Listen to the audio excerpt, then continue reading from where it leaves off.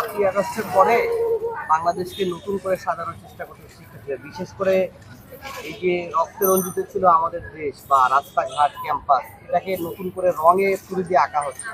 আসলে এর পিছনের মূল কারণটা কি?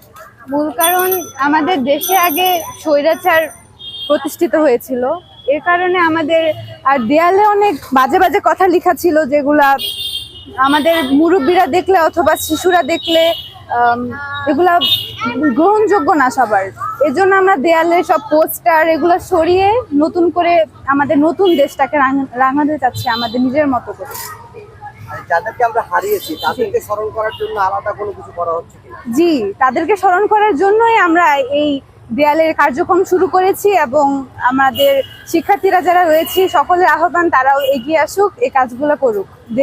দেশের জন্য ভালো, আর তাদের স্মরণ করার জন্য আমরা এই কাজটি করছি।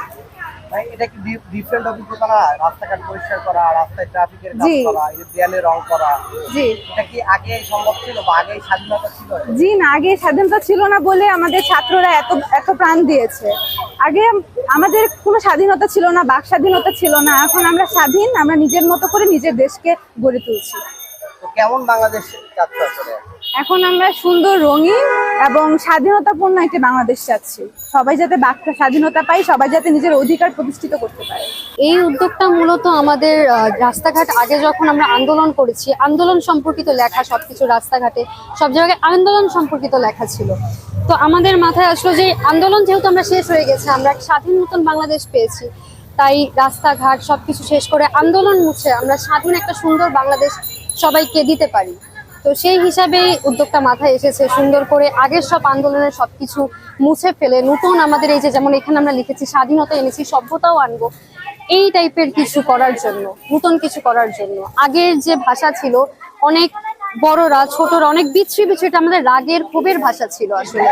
এখন আমাদের স্বাধীনতার ভাষা আমরা লিখছি এখানে, এটাই আর কি। যাদেরকে আমরা হারিয়েছি, এই শিক্ষার্থী ভাই বোনদেরকে আমরা হারিয়েছি, তাদের জন্য আসলে তোমরা কি চাও? তাদের জন্য এখন যাদেরকে আমরা হারিয়ে ফেলেছি তাদেরকে তো আমরা অনেক চাইলেও ফিরে পাবো না, কিন্তু তাদের জন্য, তারা যেই জন্য আমাদেরকে জীবন দিয়েছিল, তাদের যে উদ্দেশ্যটা ছিল, আমরা সেই উদ্দেশ্যটা সকলের জন্যই কাজ করতে চাই, এটাই আসলে। কেমন বাংলাদেশ প্রত্যাশা করো? আমরা সুন্দর বাংলাদেশ প্রত্যাশা করি, যেখানে কোনো দুর্নীতি থাকবে না, কোনো ঝামেলা থাকবে না, সবকিছু ঠিক থাকবে, এটাই। যে বাংলাদেশ রক্তাক্ত ছিল, জি জি, সেই বাংলাদেশকে নতুন করে সাজানোর জন্য বিশেষ করে রাস্তাঘাট বা ক্যাম্পাসগুলোতে শিক্ষার্থীরা রঙের তুলি দিয়ে আসলে সাজানোর চেষ্টা করছে। এই উদ্যোগটা মানে কিভাবে মাথা থেকে আসলো এবং এটা মূল উদ্দেশ্যটা কি? আচ্ছা।